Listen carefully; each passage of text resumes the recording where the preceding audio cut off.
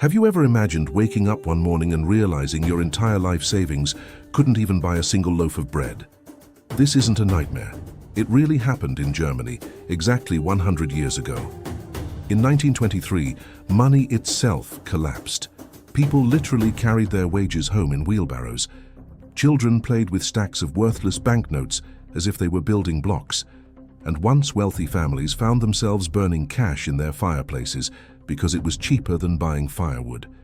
This is the story of when Germany's money became worthless. It's a terrifying lesson in what happens when trust, the very foundation of our economy, completely disappears.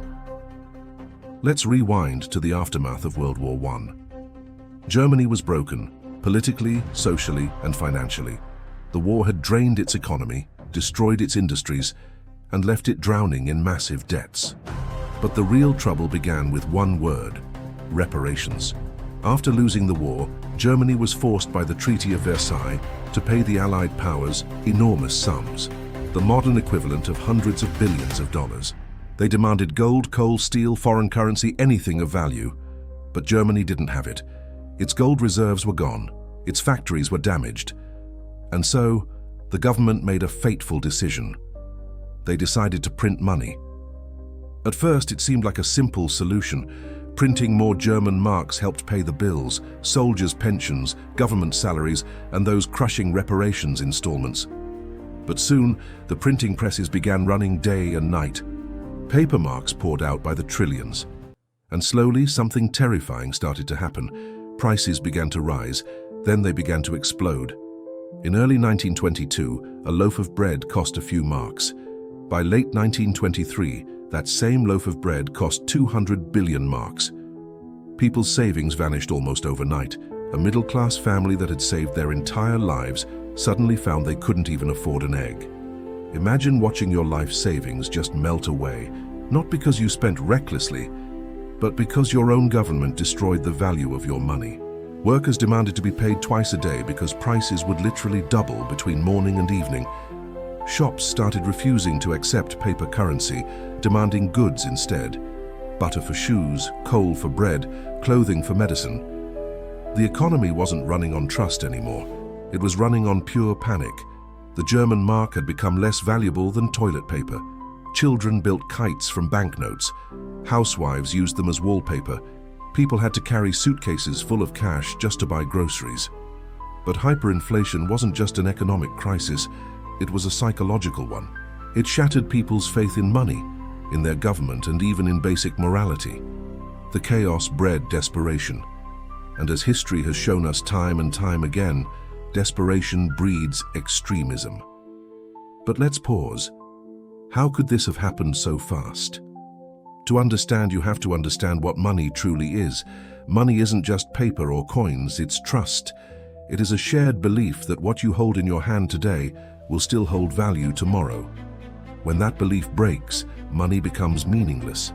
Germany's central bank, the Reichsbank, printed trillions of marks, thinking it could solve the problem by creating more cash. But every new banknote they printed made the existing ones less valuable. Confidence evaporated. Foreign investors fled. The mark plummeted against the dollar, the pound, and the franc.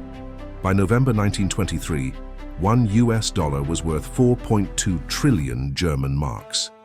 Think about that, 4.2 trillion for $1. You could carry an entire suitcase stuffed with cash and still not be able to afford a train ticket. This is what happens when money dies. Now imagine being an ordinary citizen at that time. You've worked hard your entire life. You've saved for retirement. You've built a small business. Then, in just a matter of months, it's all gone. Your savings are gone. Your pension is worthless. Your customers can't pay you. Your rent is meaningless. Society itself begins to break apart. Crime rises. People start trading goods directly, eggs for coal, shoes for flour. Bartering replaces banking. Trust disappears completely, and beneath it all a deep simmering anger grows. Anger at the government, anger at the system, anger at anyone who could be blamed. This anger became the fuel for radical politics. In the smoky beer halls of Munich, a failed artist named Adolf Hitler gave fiery speeches, blaming scapegoats for Germany's humiliation. He promised strength, pride, and economic stability, and the people, broken, hungry, and desperate, listened. The seeds of World War II were being planted in the ashes of worthless money. But before we get to that dark chapter, something crucial happened in late 1923 that stopped the madness, a financial miracle of sorts. In November, the German government introduced a brand new currency, the Rentenmark. Unlike the old paper mark, the Rentenmark was backed by something real, the country's land, factories, and industrial assets. The government promised that for every Rentenmark issued there was real value behind it. And just like that, trust began to return. The printing presses stopped, the old money was burned, prices stabilized. Within months, Germany had a functioning economy again, but the psychological scars remained.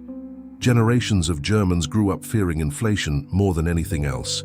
Even today, Germany's obsession with price stability and their strict anti-inflation policies are rooted in the trauma of 1923. The lesson was carved deep into their national memory. Printing money can destroy nations, and yet the echoes of that lesson are still with us today. When governments print massive amounts of money to cover debt, when inflation quietly eats away at our savings, when people lose faith in their currency, we're reminded just how fragile our financial systems really are. In 1923, it was wheelbarrows of cash in Berlin. Today it might be digital dollars, quietly losing value on your phone screen. Different century, same danger. Let's reflect on the ordinary people who lived through it. A baker in Cologne told a reporter, "Yesterday I sold a loaf for 1 billion marks. Today it's 2 billion. Tomorrow I don't know if anyone will even have enough paper to pay." A school teacher recalled how students came to class with bags of money instead of notebooks because their parents couldn't afford both. And a widow who had saved all her life wrote in her diary, "I burned my savings today. They kept the room warm for an hour."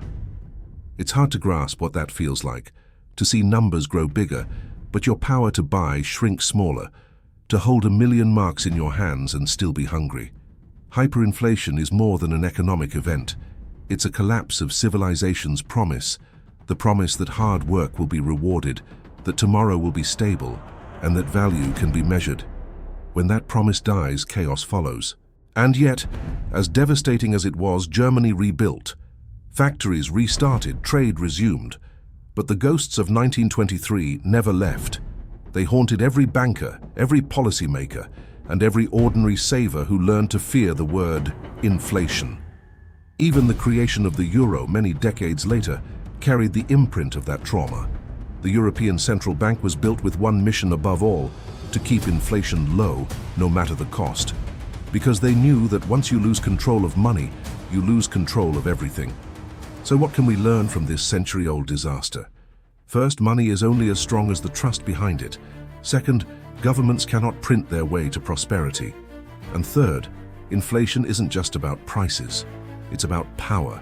When your currency weakens, your savings weaken. Your freedom weakens. It's why some investors flee to assets like gold, land, or even Bitcoin, anything that can't be printed at will. It's why financial literacy matters more today than ever before. Because history doesn't repeat, but it certainly rhymes. Every time we see a government create trillions to stimulate the economy, every time we watch prices climb faster than our wages, every time we hear the words, "Don't worry, it's just temporary," we should remember 1923. A year when bread cost billions, when savings turned to ash, and when the world learned the hard way that money without trust is worth nothing at all. So next time you look at your wallet or your banking app, ask yourself, what really gives this its value? Because once trust breaks, no number printed on a piece of paper or a screen can ever bring it back. This was the story of Germany's hyperinflation, a warning from history that every generation must remember before it's too late. Thanks for watching, and if you found this story as fascinating as I did, don't forget to like and subscribe for more deep dives into history.